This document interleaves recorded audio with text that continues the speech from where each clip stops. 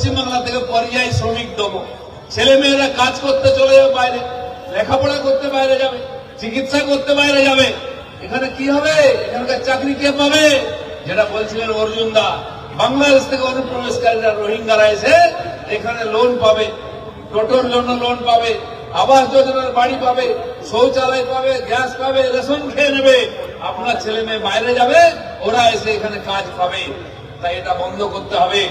SIR যখন শুরু হলো, দিদিমণি তার নেতা নেত্রীরা গর্জন করছিল, করতে দেবো না, হাত কেটে দেবো, পা কেটে দেবো, রক্তগঙ্গা বইয়ে দেবো, গাছে বেঁধে দেবো।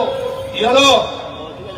আজ শুনুন দিদিমণি কলকাতা থেকে কুচবিহার চিৎকার করছেন, ইলেকশন কমিশনকে চিঠি লিখছেন, বন্ধ করুন, বন্ধ করুন। কেন?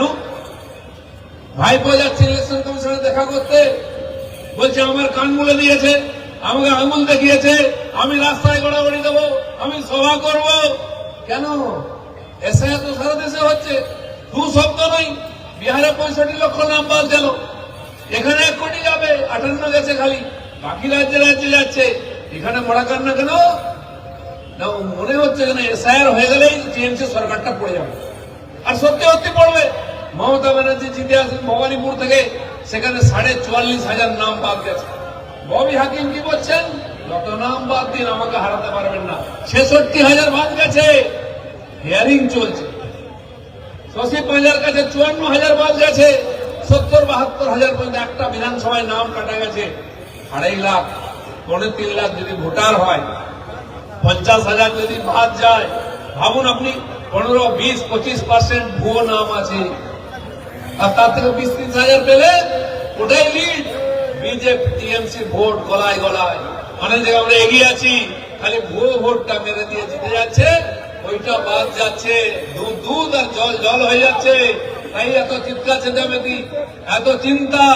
আর জেনে রাখুন, ইলেকশন কমিশন বলে দিয়েছে, যত যাই করো একটা ভুয়ো নামও থাকতে দেবো না। আর যারা অরিজিনাল ভোটার ডকুমেন্ট আছে তাদের নাম বাদ দিতে দেবো না। এমন গামছার মতো নিংড়চ্ছে না, এমন নিংড়াচ্ছে, খালি ঝরঝর করে জল পড়ছে। টিএমসির অবস্থা দেখুন, সব ভুলে গেছে এখন, খালি এসআইআর বন্ধ করো, ভোটার বাঁচাও। পারবে না। চেষ্টা করে দিল বিহারে, কত চিৎকার চেঁচামেচি, ভোট চোর গদ্দি ছোড়। একজন 50-52 বছরের যুব নেতা আছে, এই স্লোগান দিয়েছিল।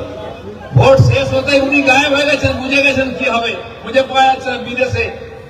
আর রেজাল্ট কি বেরোলো? বিহারের লোক ভালো করে পালিশ করে দিয়েছে। এমন দূরবীন নিয়ে দেখতে হচ্ছে কংগ্রেস কোথায় আছে, বাকি পার্টি কোথায় আছে।